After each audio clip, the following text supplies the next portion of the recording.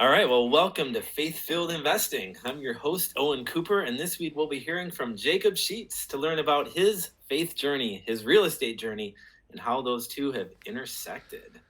So, Jacob, thanks for being my first guest ever on my podcast. So glad to have you here. It's always fun to work with you. Yeah, likewise, Owen. Thank you for having me and for your consistent business with me in the past few years as well. Yeah, that's right. Yeah, and when you get business from me, we're both happy. So, Yep. so we're gonna try and keep that trend going. Can you Yeah. just share a little bit? I have some stories, but from you, what's our history like? How do we know each other, and how did this all get started between us two? It's always fun to see everyone's different perspectives, right? I Right. remember the last time we went through this. I think that yours was slightly different than mine, which was a lot of fun. But Well, I'll tell my story, my version next. So you just yeah, that's don't good. worry. Um, yeah, but our background. So, I mean, I grew up in Cedarburg, Wisconsin, and then went to school at UW Whitewater. So moved into that area, and I knew Owen as a pastor. That's right in one of the churches downtown Whitewater, and I was considering potentially becoming a pastor as an option. I was in kind of investigating that, and went over to him to consider interning with him, and then ended up interning at a different church. But I like that one. which was fun, which is good. But I mean, throughout that process, I mean, we became very, very close friends, and one of the things that I'm sure will come up as a motif later on too is just like unity in the church, and not just one church, like the chapel or whatever, like not just one location, but like the body of believers that we call Jesus, you know, as our Lord and Yeah, Savior, and like that unity that's there. And just because I didn't do an internship with Owen didn't mean that I was now shunned forever, right? It was just like we had really good relationship from that beyond and going forward. And that's, I mean, I'm sure Owen, you'll be able to touch on this, like when that intersected your investing journey of when you got started. But after I graduated in 2018, then ended up going into banking for about a year, and then I was driving about an hour, commute to and from work every single day, and I was listening to the Bigger Pockets podcast of like on real estate investing, kind of self-educated myself into the ability to jump into my first duplex. Got that in Fort Atkinson, right when my wife graduated. We got married when we were both 20. Between our sophomore junior year of college, and she finished up school shortly after that. Um, we got our first duplex, and we're owner occupying the lower, renting out the upper. And well, I was triple dipping in real estate, where I was listening to the podcast both ways, and then I would, you know, be putting in carpet and painting walls while taking my online realtor course. wow. So I was kind of doing all that all at once.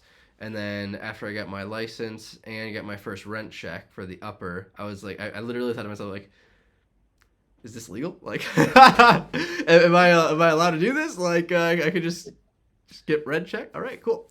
Um, but I thought that, and then almost immediately after that, put in the notice at my work and called up a real estate team, a top producing team at the time was EXP Realty, the Joe Ferraro real estate team, and I still have the best relationships with the people there to this day.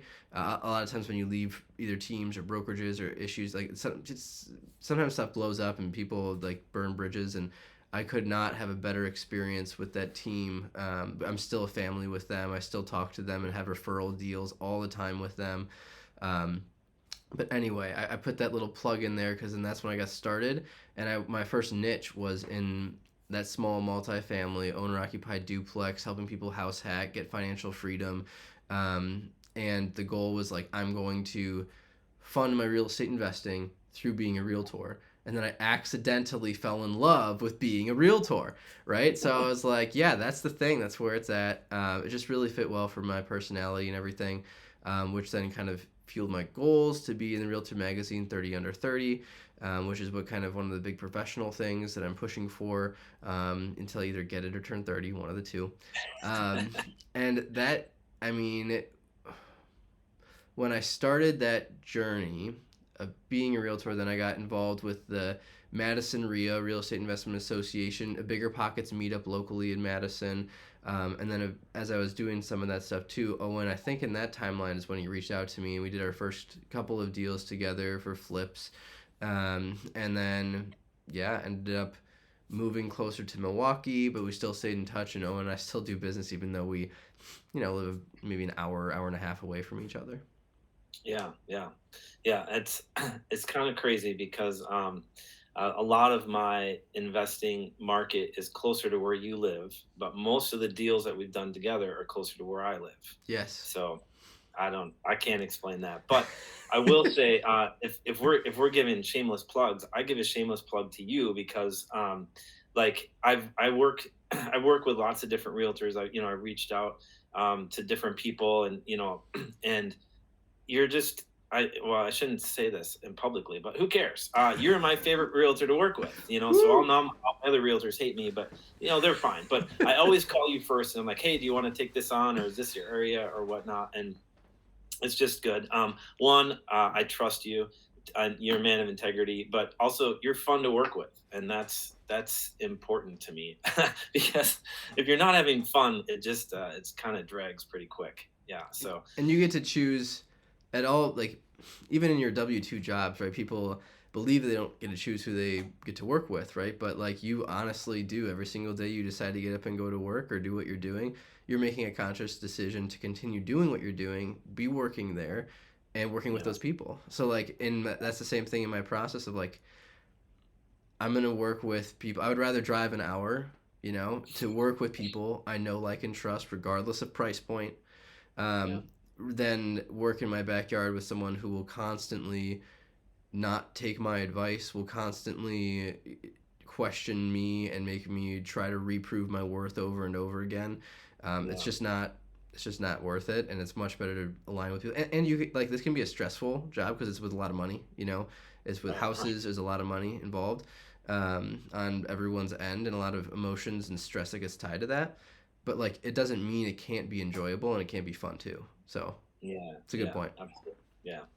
Yeah, that's really cool. So I'm not gonna retell that whole thing. I love that perspective. First of all, I want to say I love that, like, my whole kind of theme of this podcast is how faith and investing fit together, Yeah, and I sure. love even your timeline. Like, they're not two separate things.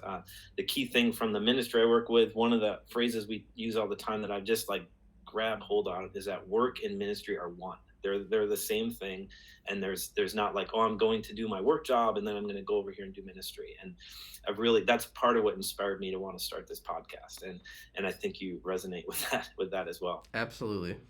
Now, you mentioned getting a 30 under 30. I do know that you have gotten on the front cover of a magazine.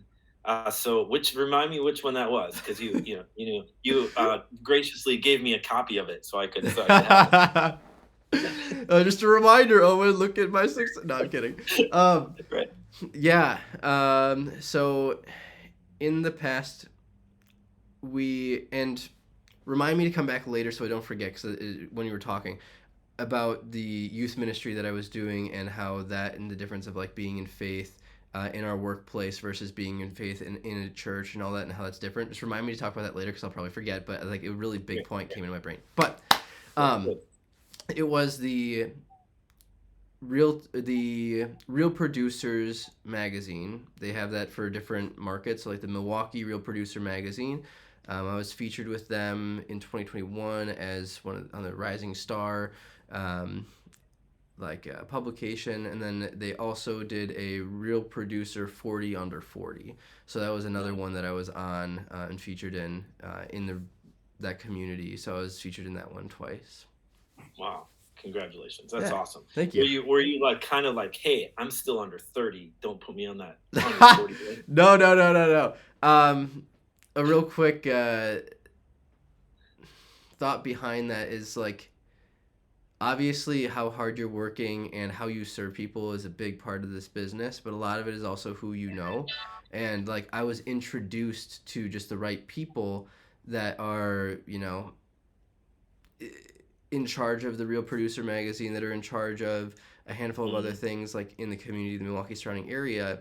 And like, I was able to then have an introduction to them, to talk to them for a half an hour. I never asked, I never applied for that stuff. Like that was given to me. Like I just built a really strong relationship, and they were really impressed by both the vision I have for the future, but the integrity that I have, and like what I choose to stand for is very different than a lot of like, very countercultural than like the real estate world of like, how can I do the most amount of deals possible, and how can I make the most money, and maximize every single second of my time. And that's not always what I do. Like I like to still do some of those things, but it's not like my core why and like my number one guiding light. There's a lot of other things in my business that are more important than that, and they liked that and then featured me for it. So like getting in front of the right people, but then also like just being true to who you are and who you're standing for and the faith that you're on. There's a lot of people that will not work with you or not like you because of that, but there's more people that will trust you, like you, and work with you simply because of that. Obviously, don't take advantage of that because that falls apart then. But yeah, they will choose you for that. So that's kind of my Well, entryway to and that. it's more than just putting like a Christian fish symbol on your business Yeah, card. It's yeah, the yeah, way yeah. that you do business and how you handle yourself. And 100%. honestly, regardless of whether you're a Christ follower or not, if you're doing your business with integrity, everybody wants to work with you because that's what people are looking for. 100%. And I've seen, I think you would affirm that real estate is very, I could maybe say a lot of industries, but especially real estate is very much built on trust. And another, I think, just I love these little tidbits. This is solid stuff. So we got to hope we get some good listeners for this podcast, because another thing you highlighted that I just love is relationships. It's about relationships, and this is a relationship business, which I think is why probably faith fits into that so well. Right. So, one other thing I would say before I ask another question, because you had mentioned like how you became a realtor and fell in love with it. I had the opposite. I was a realtor when I lived in Minnesota, and that I kind of fell into that because I was a property manager, and I got my license, and I'm like, hey, this is cool. I'll do some real estate on the side, and then I didn't really like it. So when I moved to Wisconsin, I put it on ice for a little bit. I thought I might get back, and when I restarted my investing business, everyone's like, oh, so are you a realtor? Are you going to be? I was like, no, I don't want to be a realtor. I want to find people who love being realtors and let them do their job awesomely, and then I'll just do the investing side of things. So anyway, it's not all stories end the same. So that's the glory and the beauty of real estate too, right? Like you can find there's hundreds of different niches that you could line into, and there's even hundreds of different types of realtors you could be. Like when I started, I mentioned I was on a team. So I was just a buyer's agent, and the team I was leveraging, or they were leveraging me, I was leveraging them. I made a lot less income. I was splitting my income significantly with the team, but I got instant tools, resources, access to things and a camaraderie, a like-minded individuals and friendships that I built there forever that I now still continue to leverage. And the average realtor in the United States closes 8 transactions a year. And in my first year, I closed 21 because I was able to leverage the tools, the resources, some lead generation, but other things like that of the team to guide me in how to launch quicker. Making a little bit less money per transaction, but doing a whole lot more deals.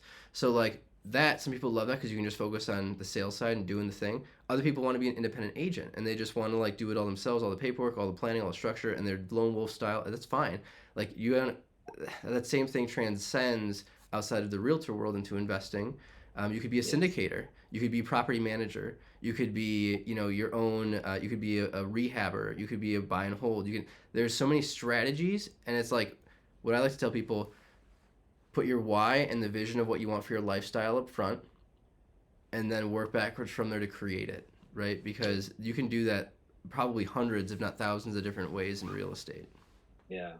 That's why I think why I love real estate, because I like doing different things. I like variety, and so every deal is different. I mean, even if you're buying house after house, it's right. Everyone's structured, and now as I'm getting more into multifamily world, it's like every single deal is different. There are some principles that you follow. There's a process, but it's because you're dealing with people, and every location's different. Every tenant is different. Everything. So every toilet is different for that matter. Right?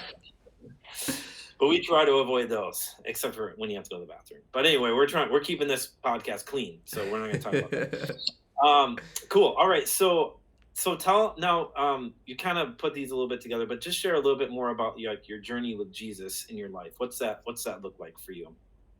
Yeah, great question. So I grew up in a pretty Christian household, very Christian household, which is good and a fantastic thing to be celebrated. And sometimes people in their testimonies are like, "Oh yeah, that can be good or bad." I think it's great for us. And um, I went to the Community United Methodist Church. That was right by our high school. Liked it, still like that community that's there, and the people that surrounded my youth growing up, and appreciate that, and I'm super grateful. And was confirmed there, and I going to youth group every single week. Um, I went there because like I wanted to learn about Jesus, and I wanted to know more, and I wanted to have a relationship with God, and what does that mean? Maybe not every single day from the very beginning, but pretty quickly, and then it turned into a lot more of like the other people there were just mostly there to like hang out and have good friendships, which is fine. But like I wanted the meat, give me the meat. Um, Yeah. and I ended up actually then also going to Life Church. I was invited there by one of the people, the Fellowship of Christian Athletes in high school, to get started up. And one of my good friends, Alicia Dahlman, invited me to Life Church for their youth group, and also a Bible study that she decided as a high schooler she's going to start up, as watching some Francis Chan messages and like a study through there through a Francis Chan series. And that was the biggest catalyst to my faith in my junior year of high school. It was that combined with a lot of death in our family that prompted me to realize I could either run towards God for comfort, or I could run away from Him, pointing fingers, blaming Him for the hurt. I could choose, but I had to choose. You kind of can't really do anything. You have to choose one or the other, right? Right. I chose to run towards Him for comfort. I'm so glad I did, and that changed everything, right? And then in that process, experiencing other people about my age that were on fire for God, wanting to know about Him and learn about Him, kind of excited me even more, and to have an experience of like in a youth group too, of like people raising their hands in worship during music and stuff. That was my first experience in that, which then brought me into college, where I was pretty well connected with Crew, Campus Crusade for Christ.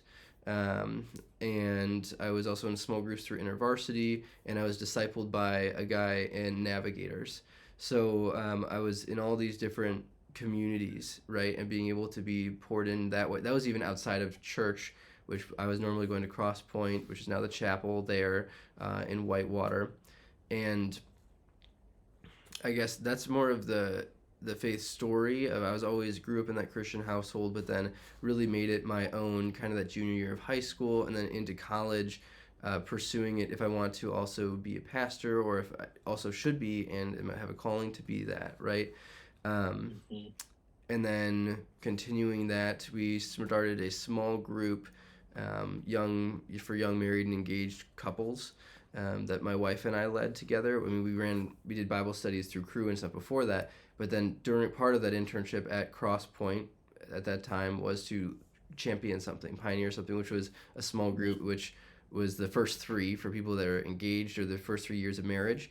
And then beyond that, it turned into the first 5, and then turned into the first 10, and then kind of fizzled out after that when we moved back to the Cedarburg area. We kept going. We kept doing it for about a year, even via Zoom with those people. And I still consider, even though we don't meet anymore, I still consider the people that were going to that group like my core inner circle of people in my life that like I could trust with just about anything, and that are there's something to be said about finding people that are in the same stage of life as you, getting in the same canoe and paddling together, or that are right ahead or right behind you, in both their faith journey, but there's what they're doing in their lives, and paddling together. It's you build those connections that you could never do anywhere else, really. Yeah. Wow, that's really cool.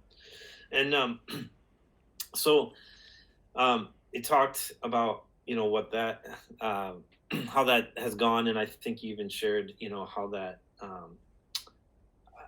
Okay, let me ask you a little about this, because I think that in this world, I think I've had this struggle at being in ministry my whole life, and then getting really excited about real estate and Yeah. what. So you're praying about being a pastor. You're doing an internship at a church. I know you were a volunteer youth pastor for a number of years. You're leading small groups. I mean, you're doing a lot of ministry stuff that looks like you're going into church ministry work, right?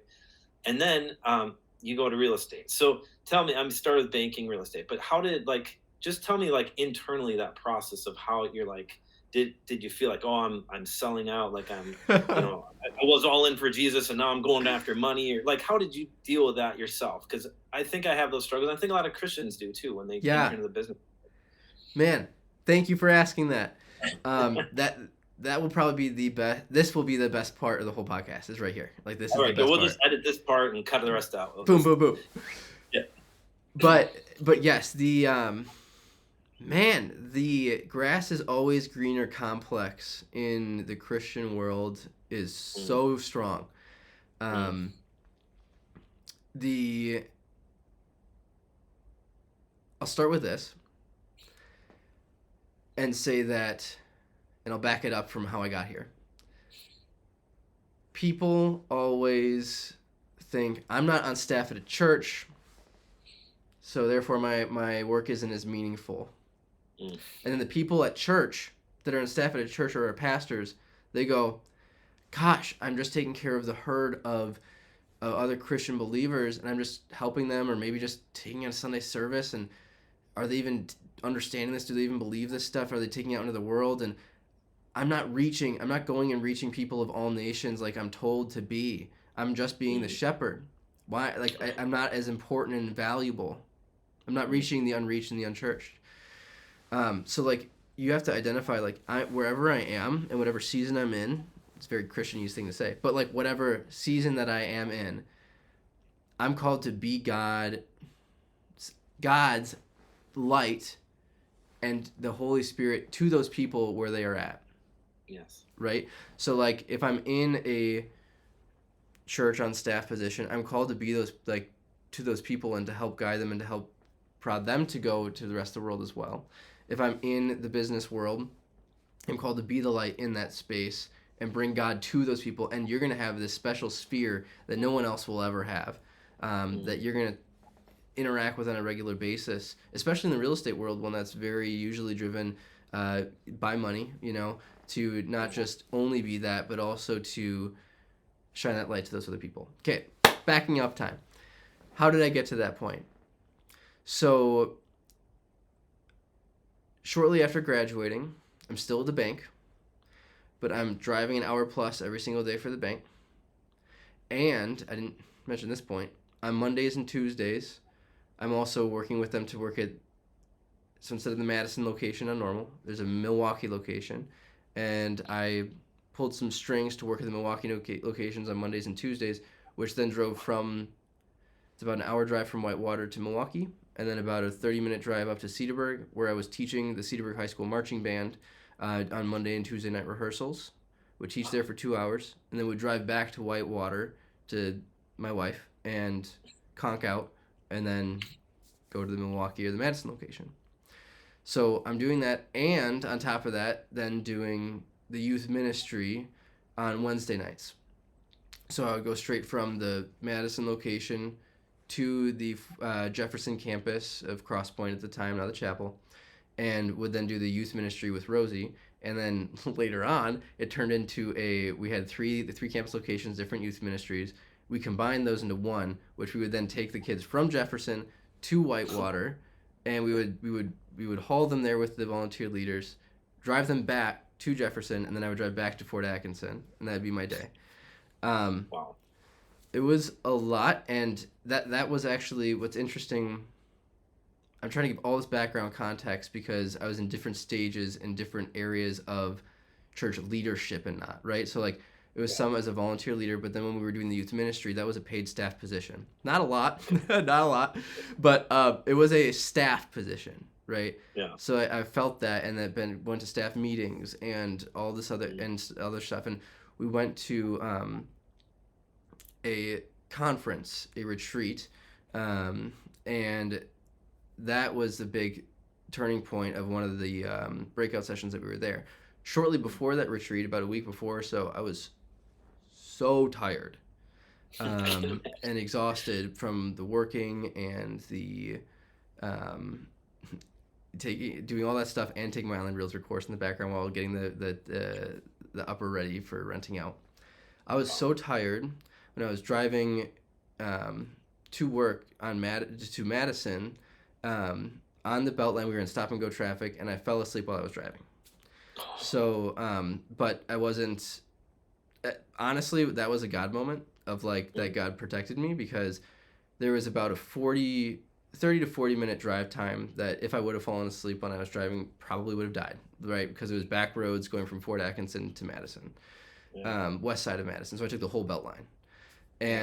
But then that was while I was going on the Beltline, stop and go traffic for, rush hour. And I was falling asleep. I wasn't like completely zonked, but then like fell asleep and slightly rear-ended the person in front of me. There was like basically no damage because like it was one of those things that like you were nodding, and then I like got up and was like, oh yeah, oh, and I like was braking as it happened, so it barely touched the other person's bumper, but still got in an accident for that. And that was a wake up moment of like, man, like you're going a little too hard. That was literally a wake up moment. Yeah, literally. Good one, Owen. But that was a little bit of a wake up moment of like you're going a little too hard. You need to figure some stuff out and get a little bit less on your plate. But on top of that, that was a triggering moment of me thinking that. But then going into the retreat, the conference, there was a breakout session about the most Christianese way that you could put it, right? It was like maximizing the kingdom impact for the future difference of the God leaders of whatever. It was basically God in business, okay? And they had a panel of like 4 different people, 3 or 4 people. One was like an executive at Target and was not on staff at a church. One ran a nonprofit, a Christian nonprofit. I believe it was the Round Table or Stone Table, something like that. I'm still connected with him on LinkedIn. But he ran a nonprofit, but wasn't on staff at a church. Another person was an elder at church and ran their own business, was an entrepreneur. One person was also like I believe was on staff at a church and had a full-time job. So you got a smattering of all these different outlooks. And the super short summary from that really changed my life was that it was okay to be in the workplace, and even more than that, it was okay to want to be in the workplace. It was okay to want to be in the field, and like I would always have like this, desire to know God more, to relate to him more. But like a lot of the times it feels like if I'm not a pastor and my job isn't to tell people about Jesus, it's not enough. Because like, then, what is my job? My job's just whatever, and it's keeping me from telling more people about God. That's one perspective, right? And then like when I saw that panel of like, oh my gosh, like these people, if your desire and the calling that God has for you is to be an entrepreneur or to do investing or to do whatever, or like be in the workplace or be making money this way or whatever, like in a secular manner, right? You can be used so much, A, both through what you're doing, and B, if you become successful at it, the fruits that you then have, and even not just with the money, but the influence and the ability to teach others and guide others. Like you have so much responsibility and so much of an impact and influence that people in the church would not have, right? So being able to take that, understand it from that conference changed my life, because I was able to then not just take a risk and do it for me to grow in this real estate passion or the desire that I had, but to take it and also mold it for God, just like the panel of other people that I've seen. I don't need to necessarily only be on staff. So then I had that conversation with the pastor of being like, hey, I think I might be called into doing the real estate full time. which was a really hard transition. We both moved, so it made it a little easier, honestly. If we stayed in the same location, it would have been a little harder to say I'm stopping and staying and put. But Right. we moved at the time back to Cedarburg, and I was in, full-time real estate at the time, and made the segue and the switch. So there you go. Yeah, wow, that's really cool. So I have a friend of ours from church. She's on staff, very part time with InterVarsity, one of the ministries that you're involved with, but she also works at a medical clinic. And I remember asking her a similar question, I have the same story. So I'm gonna share. She at work, she in the medical clinic, she has all these opportunities to talk about what she's doing in InterVarsity, and it's like she can talk about her ministry and what God's doing. And then in InterVarsity, when she's working with college students, she's talking about the ministry opportunities she has in the workplace and just be able to really affirm that. So that's really cool. And I've seen in my world, so when I'm, with my working with tent makers or in the church, I'm talking about real estate investing all the time because it's exciting to me, and I'm like, I love it, and you should do it, and I'm looking for investors, and then when I'm talking with other real estate investors, and there's a network that I'm a part of, and it's great. I have so many God conversations, Yeah, yeah. and I'm finding other believers, but even people that aren't believers, I'm like, hey, this is what I want to do, or this is what's motivating me, and like we said earlier in this conversation, even the people they're like, that's really cool, or that's great, or they're like, how can I help you with that? Even though they're not really necessarily aligned with the faith part, they see like I'm trying to do good things for people, and they get excited about that. So it's, I don't know, I think it's really cool to see those things interact, and your story, I just, yeah, that, you're right, that was a great question, and I'm glad I asked it. That was a Oh, great good answer. job, Owen. Pat myself on the Yeah. back. Yeah, well, that's cool. So it wasn't even on my list of questions, but it just was is fitting in there. So but this follow-up question, if you can think of a specific incident, would be awesome. But have you seen a time where your Christ-centered values aligned with your real estate life?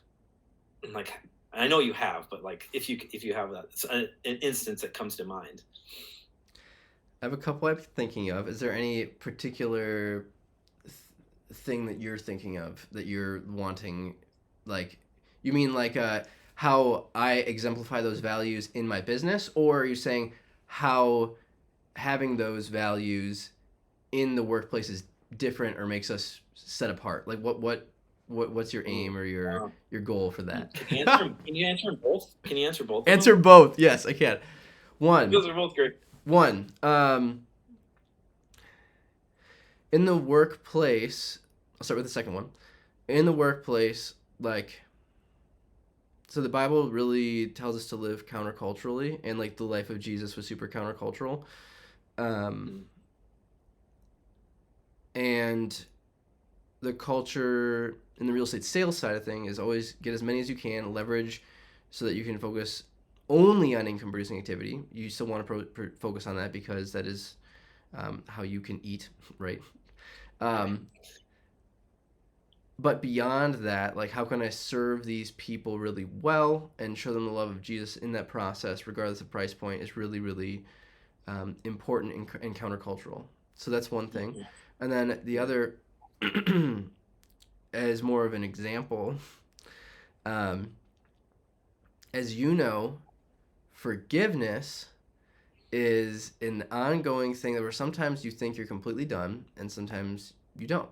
Like, Mm, and there are times in my life where there's been so many people that have just taken advantage of me, screwed me over, decided that I don't, either intentionally or unintentionally, right?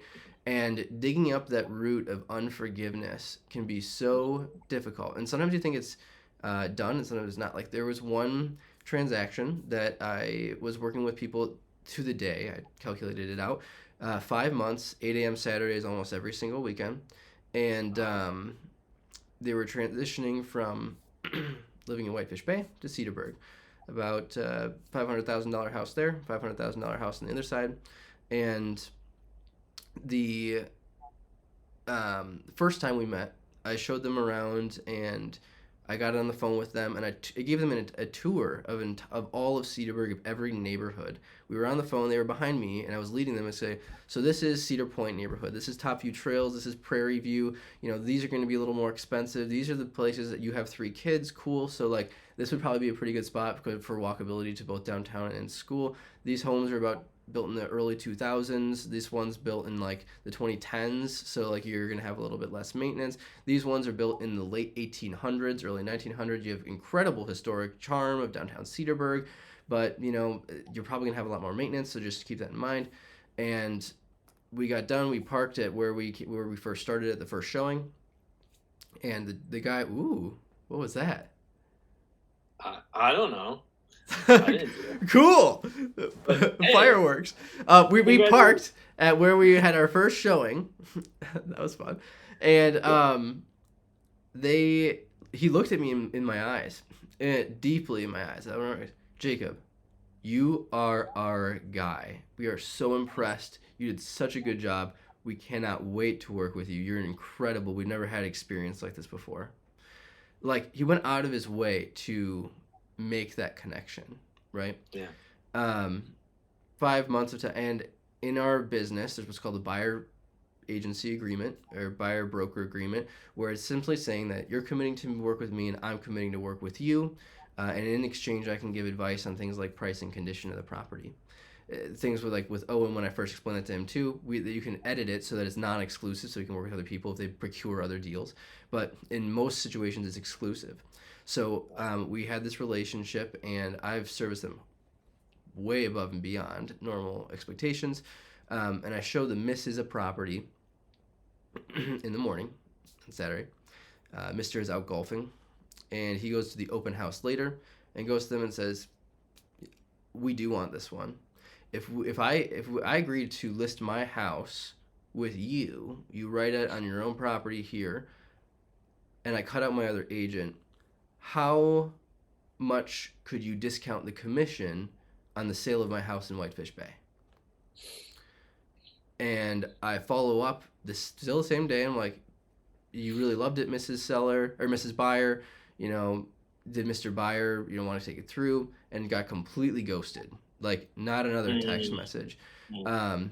Found out it goes under contract. I continue to follow up with them on a regular weekly basis, per I usually do, have the text communication chain, all that good stuff, and then it closes, and I look on the tax records, and it's them who bought the property, which in our world is procuring cause, and I could pursue them that I technically earned all the commission. We negotiated something out with the agent, so it had to get drawn out to that extent, and I still got somewhat taken care of with some sort of commission, but not to the point of what I technically really earned. But needless to say, that was a spot of having to forgive. And there's another situation in my business too that was, someone that, I looked up to that kind of turned around on me and just really surprised me with their actions. And I even tried to, get all the forgiveness out, and I even, they probably threw this in the trash right away, but even delivered my Thanksgiving pie to my clients. I still delivered it to them. And knocked on their door and was like, "Hey, I know things didn't quite work out between us, this year, but still want to say I'm at least grateful for the time that we spent together, working together this year." It's kind of like a tangible act for me to like, not just say it to myself, "I forgive you," but also to like give it to them. And most of the time, I'd say the forgiveness is still there, but sometimes the unforgiveness can creep back in and get a little salty, especially since it's on the, same street as my in-laws. So it can be a little bit of a trial there. But anyway, that's the really long version. I like to tell stories to get my point across. Saying in this business, forgiveness is a big thing, because there will be times that people either on purpose screw you over or will unintentionally not know that they hurt you by either working with another agent or going with, maybe in the real estate investing world, right? Maybe you're working with a wholesaler, right? That usually sends you deals, send it to someone else, or vice versa. You are a wholesaler, right? And then you bring someone a deal, and then they just turn around on you, go to the seller directly, cut you out of the deal. There's stuff like that'll happen all the time, and you got to pick yourself up, try to forgive them the best they can, work on that forgiveness, and then also continue on, because that will happen. You have to swallow the pill. It's a hard to swallow pill, and then just get up. The people that are still doing this business and are succeeding and doing well are the ones that not win every time, but they get up more often and they work and do more volume, and they get up quicker from their failures and from the times they get, stepped on. Yeah, yeah, yeah. Amen. Man, I feel like that full disclosure moment you're describing, like that happened. You showed me a whole deal from a wholesaler. Remember that? You have to remember. And you were working. Yeah. I'm like, are you telling this story about me? That one's not from you, but no. And like, no, I didn't throw your pie in the trash. So that was like, no, it wasn't me. But like that sense of thing. And then like there was no commissions, and the only way the deal worked, it was like seller fine. It was super weird and awkward. And then I remember next time I saw you, and it was like I was kind of sheepish, and I mean I owned it. I was like, yeah, Jacob, and you were so gracious, and you're like, Owen, we're both learning, like, and it was good. And the only thing I could make up for it was like, hey, when I sell it, like, you're gonna be got the commission. So you did get some money from that, just took like a year later. But so that people actually know what happened, there was a deal that I brought over to Owen, that was on our RIA website or whatever, and it was off market wholesaling transaction, something like that. Or I know they actually still had it on market, I think. And I'm like, hey, you should check this out. And then you bought it, didn't use me, totally cool, whatever, it happened. But then ended up listing it with me after the sale, and it's okay, we're still friends. But it might have, I mean, it was a really weird deal. Like I technically rented it while I was rehabbing it. And then, so I didn't actually buy it. And that was a mess too, which you helped me resolve. And my integrity was questioned, and there was I didn't question it. I think you. Well, not you, but just the other, like the broker, not the broker, like the financing and the deal. Oh, for real? They did? Oh, wow! I didn't know that part. Yeah, there was questions because the guy he was an older gentleman, and they thought I was taking advantage of him. So they it was a closing company. They called me and they interviewed him, and then they had to get like a written statement of like my interactions with him, and they talked to the wholesaler to verify that it was like, I was like, man, this is serious. And he was actually a believer too, so he was like happy that I did it, but anyway, that's the thing where you gotta hold on to your faith and live with integrity, because there's these that was kind of a scary moment for me. And yeah, you were kind of in the middle of that whether you knew it or not. So so yeah, anyway, it worked out fine, and God is still good. So that's pretty awesome. So man, you've told me some awesome stories, really great. So this is part of my, I think my desire with this podcast is there's people in the real estate world, and I hope they're inspired by the kind of faith things we're talking about, and people in the faith world that maybe never thought about investing, but they like you or me, and so they want to hear what we have to say, and that's fine. But I, you and I think are both pretty sold out in investing in real estate and the value of it. So if there's someone like that that's listening, someone who's maybe considering investing in real estate or hearing us talking, like, wow, that sounds interesting, and they haven't done anything yet, what would you say to them? A few things. One, if you listen to any Bigger Pockets anything, you've probably heard of the triangle, the three things needed to get a deal done: time, money, knowledge. If you don't have any of those, work on one. So you most likely have one or the other. Like, people who have time usually don't have money, and the people that have money usually don't have the time. So if you got the time, use that to get the knowledge. And that knowledge should be both from traditional education, like books, classes, whatever. Here's a plug. The Madison RIA, which is now Wisco RIA, but it's like a subsidiary of that, they have a Blueprint Series class. It was like $100 or $200 if you remember. It's less expensive. It was worth every penny because it wasn't just some hype up guru whatever. It was go through your local RIA, especially if they have something, taught by the guy who's doing it in the RIA, who they also had an opportunity, if you wanted to add on some coaching for the first couple of deals or whatever, you split it with that person. You can do that if your RIA offers it, cool. But I was able to learn firsthand, get the knowledge, which also helped me with my realtor work. But it then enables you to either take action, do it yourself, or align with someone and learn from them as you're going through it with them. So like, Yeah. you don't have that money yet, do the time and the knowledge, and then partner with someone who does have the money and go. And like realize that setting your goals, how will you get there? And the answer is most likely not by yourself. So another hard to swallow pill, just like learn with and from someone else first that can educate you on all of that, partner with them, and make it happen. Like, so for me, in my investing journey, in my real estate journey, like it always starts with educating and educate. Um, and when I say that, you should take both from the traditional side and doing, right? Right. So you can either do by just like rip off the band-aid and figure it out yourself, go buy a property and be done with it and like just hard knocks it, or you can again partner, have a coach, and get in the trenches and do it, or pick one of the facets and just learn in that department and then hop into the next. So for example, maybe you just work for a property management company for a little bit of time, or you work as a bird dog to find deals, or you work as just a wholesaler. Focus on one thing, or you partner in a deal with someone. Do one. Yeah. Don't be distracted by shiny object syndrome and dabble in all of them. Just do one, do a lot of it, and then you'll grow in that process, and you'll be able to kind of cross-pollinate to the next thing and the next thing. But then those skills, knowledge, and ability, they stack. So don't have the analysis paralysis of only doing the book educating. Do that alongside of the doing, and then that's how you'll grow. Wow. That's, if someone just took your advice right there, they would save tons of money and time and heartache. Think about this. Think about this, right? I am a huge advocate for going to college. I could not, the amount that I grow and that people grow, they're not just from your knowledge, but from your growth as a human being, the connections.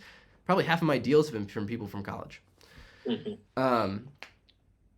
But now that we know that I'm pro college, how much do you spend on a college tuition? How many thousands and thousands and thousands of dollars? So many people are worried about, if I partner with someone and I split the deal, man, is it worth my time? You are getting paid. Maybe you lose, and here's the other thing. Maybe you lose some money on your first deal, right. or something like that. That's your education. That's your college education. You spent what, $40,000 to get that degree. Again, pro college. I believe that's great. Good for you. You lose $2,000 on a deal because you held it too long, or your holding costs were too big. Oh man, I'm so embarrassed. I'm ashamed. You just learned how to do the thing. That was your education. Or I only made $5,000 instead of 10 on this flip because I split it with someone. I could have made 10 grand. Okay. Would you have made more mistakes? Would you have not been able to grow more? That was your education cost. Like, consider, obviously you have an opportunity cost of doing other stuff, but your education cost of just doing it, going out and doing the thing. Yeah, that's so true. There's a couple of times where I've gotten coaching in real estate. When I started my business 4 years ago, I was part of a coaching group, and now that I'm trying to get more into multifamily, I joined another coaching group focused on that, because I think actually one of the way that one of my mentors talked about is that you're what you're paying for in that coaching, you're paying for time. Because you can just figure it out on your own. And I would also mention heartache, but you can figure it on your own, but it just takes longer. But you can accelerate your learning if you get around people who know what they're doing and learn from them. So it's like, and that again is a principle that applies way beyond real estate investing. Like a tangible thing, because a lot of the stuff we've been talking about here has been like mindset and other things and bringing faith into it. But a tangible thing like that I learned, right, from that Blueprint Series class. And again, I'm not as big into the investment space. I have one duplex owner occupied in Fort Atkinson and another duplex I'm owner occupying here in Cedarburg, right? So like, I help other investors more than I even do the investing myself. But I learned, if you get a rehab loan as well, just from the class, and then you end up, a lot of people, and they just figure it out on their own, they'll just pay out all the contractors themselves, and they pay as they go, and they do it. You can have a title company, or some construction loans require you have a title company that you pay a few $100s for to disperse the funds on a draw system so that you're not the bad guy saying if the job is done or not. The title company, Mhm. they come walk in, they say, yes, the job is at 50% completion. You now get your 50% contractor. Or they go, it's now fully completed. We are now dispersing all the funds. So you don't have to be the guy. For a couple $100 is removing you from being that, and also like holds the feet to the fire of the contractor that is doing the work and saying, are you actually going to get it done? That's one tangible thing. Like, and that's just like one out of the hundreds of things that I learned there that like you would learn if you either A, partner with someone, or B, like educate while doing. Yeah, yeah. That's awesome. That's gold. So, man, there's already so much good stuff that people are going to get from this. So, and they will find us eventually. So, as we start to grow, a little bit of you know time in that, and that I think actually I'm another thing along with this podcast that I'm starting. I just started this morning. I'm trying to do like every other week, like just a investing thought of the week, and just a quick little video. And I did recorded my first one, and the theme for that one was just begin. Because like you just kind of like you said, you can do analysis paralysis, you can study all this stuff, but you got to like start somewhere. Like you said, if you learn something or take some Right. time or take some money, right? So yeah, and that's actually part of like the value that I'm hoping to create for people is this opportunity to help accelerate their learning, even from listening to this and other things that I'm trying to get out there and put out there for people. Um, and I feel like I used to sell myself short. Like I feel like I don't know a lot, or I haven't done a ton of deals. But I realized like actually I've learned a lot, and so I can help people with that. And also like if you know talk about the time, money, and education. So like if you're someone in that category where I've got money but I don't know what to do with it and I don't have time to figure it out, like come be one of my investors. Come Right. do that and rely on that, and let's build that relationship and trust and grow it. So very cool. Okay, I feel like okay, you've hit on that. This is I think this is a question. This is just a general life question that I want to kind of end with as we start to wrap up. Just tell me. Oh, I want to talk shop a little bit too. So, Yeah, sure. but first, what's something that's been exciting or interesting in your life recently? Hmm. Um, we just had our first baby girl. So her name is Yeah. Noelle, and she is now almost 8 months old, which is crazy. Um, Yes. yeah, she's amazing. She's so good at she like sleeps through the night and is just a really good baby. So we're very very blessed with her. And on the professional side of things, I just rebranded yesterday from the Jacob Sheets Real Estate team to Provision Properties, And which on there recently. right, yeah, which is like from the 5 years I've been in business, and the last year and a half or 2 years have been as the Jacob Sheets Real Estate team. Like I want it to be more of the focus less on me, not just of me Mhm. doing it, but like my name out of it a little bit more, and more of like the focusing on the provision that God has given us. Has given us Mhm. income, has given us opportunity, has given us business, but is also like for the other pillars of my business, which you can go on my social or reach out to me to go through all of them, so I don't go through the whole thing. Um, and also the provision that we can give to other people as we serve them. They can experience the love and the compassion of Jesus, the sacrifice of Him, Mhm. and also like even in the investing side, creating generational wealth, the provision in that, while also providing a quality experience and locate and a place to live for the tenants that we're living in too. Because it's easy to be like, oh yeah, you're making all the money, and whoa, it's like it's you should be giving it all away. I understand, like I can then create generational wealth through doing this, and then also give someone a good place to live in the process, and Yeah. that's kind of the idea of provision properties in that. Oh, I So love it. I love it. I love well thought out names.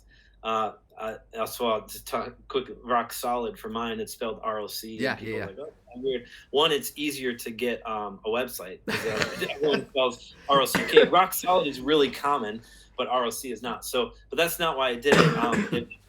Honoring my grandfather. So his name was Robert Owen Cooper. So that was his initials, and also it's an acronym for me. that I just remind it's resting on Christ. So I want Wow.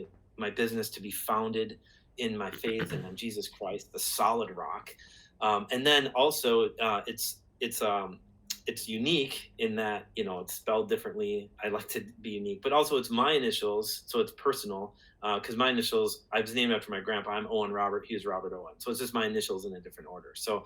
Um, so I really like that. And this is something I'm growing towards. I haven't developed yet, but it is in my literally a plan on my wall. If you can see over here, is to create what I'm calling a rock solid foundation, Mm. to create like scholarship opportunities for my tenants as they go through, so they can increase their life through better education or better opportunities or spiritual growth, right? These Wow. different things for them and their families and their kids. So I'm very like part of that is what motivates me to keep driving towards that. So I love uh, your kind of move away from I don't know. I think name recognition is really big for realtors, and you know that like name and face is everywhere, and it's not that's not bad, right? People need Right. to know you, but I love your name and your explanation of it too. Thank I you. would also say that you do a phenomenal job of posting the cutest baby pictures ever on your, I think, Instagram, Facebook, I don't know, whatever it's on, but um, yeah, so that's pretty cool.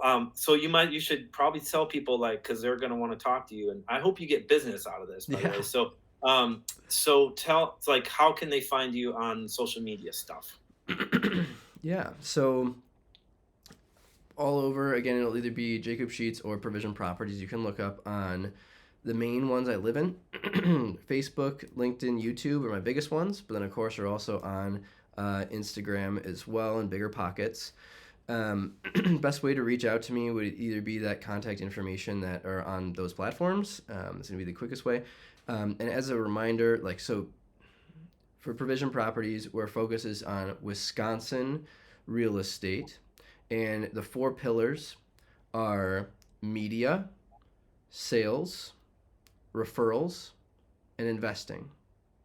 So the media, just by watching the content, consuming the content on YouTube primarily, that's where this next year I'm going to be putting out lots of neighborhood tours starting locally for me, Mhm. and it's the goal is to expand across all of the state, so that becoming kind of this like really high value add um, library of neighborhoods that people could then help their search and where they want to live. So that's going to be that. And with like market updates, I do a monthly market update for the Milwaukee Metro. In the future, I'm going to also expand to Wisconsin market updates. So it's kind of all encompassing. So just consuming the media, just subscribing, that is one way. Two, sales. I have my core team, which is a team of agents. It's me and one other one. I'm announcing who that is on Friday.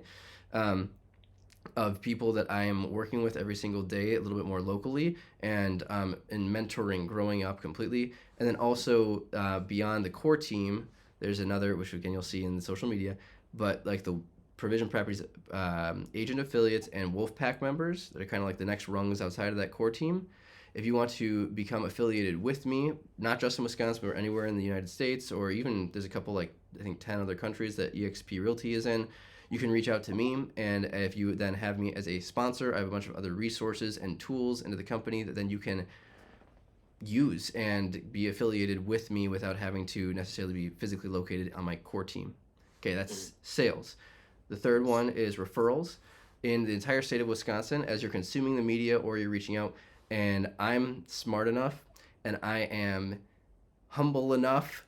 Ooh, nice. Good combo there. No, I'm smart and humble enough to know that like I can't take on every single client in every single location in Wisconsin, and I'm not naive enough, right, to believe that. I've created an entire website this last year, complete with video bios and calendar links to reach out to my preferred realtor referral partners in the entire state of Wisconsin. Mhm. The website is yourwisconsinrealtors.com, which Wow. if you just go to the media, it'll be the first link on the pinned comment and in the description of all the neighborhood tours and all the other stuff going forward for my media. You can Wow. either click on that or just type in yourwisconsinrealtors.com, check that out where it's at. Um, and if you book an appointment directly through there, or you reach out to me first and then refer you to that agent partner, I get a referral fee in the process. So like I'm still financially benefiting, but at the same time, it's a win-win-win. I get a referral, that person gets new business, and that person that's working with them, the client, gets really guaranteed good people to actually work with, because these are people I've literally handpicked. People have reached out to me beyond this, but like I'm like only people that work like me, I know, like, and trust, that is truly like my people that are on that website. The last one is investing, which we just spent this whole time talking about. It's a little bit smaller than me, just as 2 properties now, but as I continue to grow, it's going to take those proceeds from those first 3 pillars and reinvest it into the investing side of things as well. And yeah, that's Provision Properties. That's beautiful. So for anyone listening, I couldn't recommend Jacob enough. That's why we're talking now and why I continue to work with him. So, and I love the fact, even with referrals, I mean, you've done that. I'd like, hey, Jacob, Yep. like, can you look at this one? You're like, I can't do it, but this guy will work with you, and it's been great. So I love that. And I think the real estate industry will be better the bigger you get. So Agreed. I love it. It's really cool. All right, so let me ask you just a shop question here, because the just kind of rolled out, I think in November, this 5% down option for owner occupied, and I'm trying to get my kids who are over 18 into properties. So what do you know about that? Have you studied that at all? And specifically, I need like income requirements, because my kids don't make a lot of money. Good question. So, yeah, that's for conventional loans, your Fannie Freddie products. That was like that before, actually. They were able to, a while back, you could do a 5% down owner-occupied multifamily, 2 to 4 unit, I believe. Yeah. And now it's back to that, which is fantastic. Keep in mind also that it is a great option, and as far as for interest rates, and as far as for down payments, and as far as closing costs, it's a good option. Keep in mind, your FHA loan can also do that as a 3.5% down still for multifamily too. So it's another option that is available. As far as what the current requirements are, you would definitely, like, obviously reach out to Realtor, reach out to us first, and your lender partner to see what that is. I have a whole sheet of lender partners that I use depending on what the goal is and the vision, because it's all different for different people. But yes, they currently now have, that's the conventional loans, 5% down, owner-occupied multifamily. But also, if it's your first time buyer, you haven't used an FHA loan in the past, and you qualify for income reasons and restrictions and stuff like that, you can go the FHA route as well for 3.5% down. That's awesome. Well, as I said, I had you send me these things like multifamily. Obviously, I'm focused on more, and now my like you're sending emails to my kids, and so we just got one in Whitewater that's we can talk about more later offline, but it was real fascinating, and I'm already like exploring how to do it. My daughter's overwhelmed. She's like, how does this work? I'm like, oh, don't worry about it, we'll figure it out. Learn as you go. Anyway, I got lots of kids, so I just got to find one of them to do the deal for me. So anyway, yeah, hopefully we'll explore that a little bit more.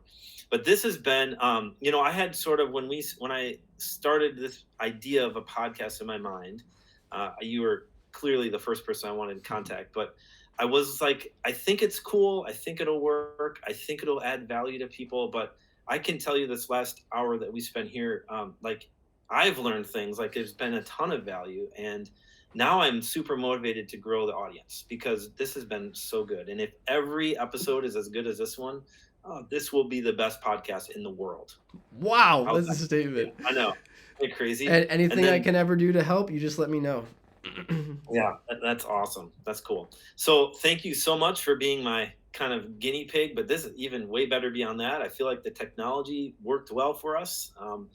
Assuming it all recorded. But it's awesome. And yeah, so thank you, Jacob, for the time. I know that that as you're growing, you have a big business, that time is valuable, as well as with your family. So I appreciate that, and I just appreciate your friendship and love working with you. So let's keep doing it.